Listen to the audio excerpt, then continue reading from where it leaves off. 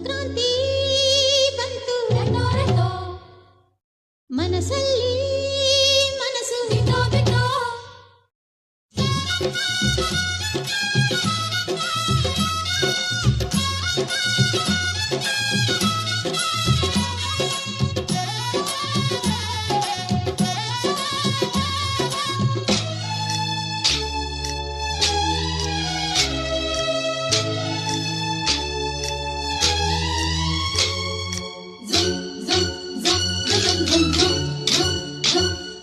ಸಂಕ್ರಾಂತಿ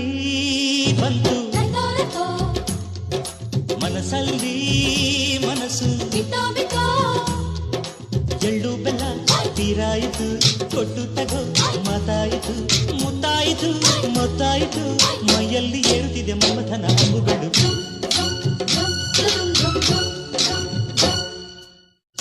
ಇದು ತುಂಬಿದ ಸಂಸಾರ